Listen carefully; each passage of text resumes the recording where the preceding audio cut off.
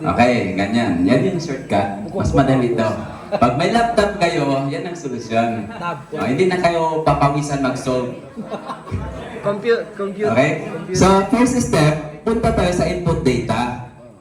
Diyan, dito tayo mag-input ang pangalan ng mga bata. Automatic na yon. Automatic na yung mag-appear na yun doon sa mga first quarter, second quarter, fourth quarter, at saka sa summative na quarter grade. Doon na yan. Dito tayo lahat ng pangalan na. Dito mag-input. Example, Arif. Diyan. Tapos makikita mo na yan dito. Dito na si Arif. Automatic yan. Okay? Okay. So ngayon, tingnan natin. Tapos, yung mga grades na yon, huwag doon sa input data. Pangalan lang yung doon. At saka yung mga pangalan ng subjects. Dito. Ito. Region, Region 9, Division, Isabela City, District, West, East, Island. Tapos, school name, ISEPs. Lahat-lahat na.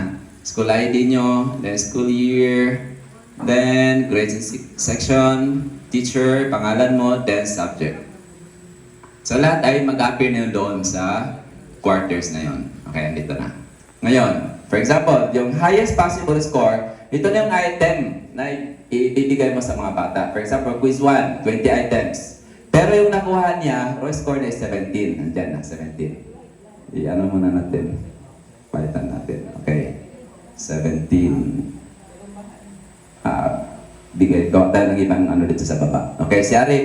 Ilan ang score nakuha ni Arik? 15.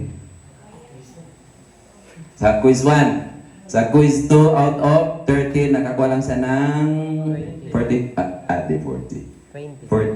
Yan lang. Okay, dito na. Yung weighted score niya, automatic na yan. Dito na Hindi ka na magsusolve. Percentage score is 58. Automatic yan. Input lang. Ngayon, sa performance task, okay, first task mo is 10. Yung possible high score. So, nakakuha lang si Arif ng 7. Then next, out of 12, nakakuha siya ng 10. Automatic yan. Dito na, 38 na. Then, sa first quarter exam, out of 25, nakakuha siya ng 20. Okay, so andyan na. Yung initial grade niya is 72, pero yung final grade niya is 82. Yan ang shortcut. Mas madali yan. Okay? Pero tandaan natin kapag gagamit tayo ng transmitted manual, yung pinaka lowest grade na ay yung passing grade is 60 sa initial grade, tapos sa final grade is 75.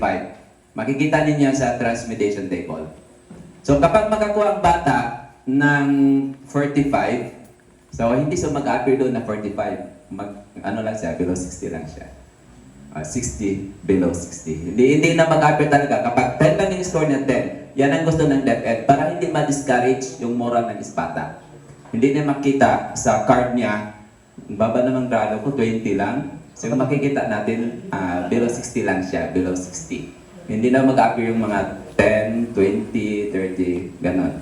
Yun ang gusto ng revised K-10 Matatag curriculum. Okay na, klaro na? So kung may computer kayo, may laptop kayo, mas madali na mag-download lang kayo ECR. So pipili ka ng grade, anong grade na tinuturo nyo. Diyan. Ito yung dinownload ko is grade 4 to 6. Kung nagtuturo ka ng grade 1, kasi yung grade 1, yung ECR nila by quarter. Quarter 1, iba yung ECR para sa quarter 1, quarter 2, quarter 3. Pero yung sa K2 stage, ito na, 4 to 6, automatic as a whole na. Yung 1 year, quarter 1 to 4, isang 5 na siya. Baka nyo? Okay? So, maraming salamat. Syukran. Jazakumullah khairan.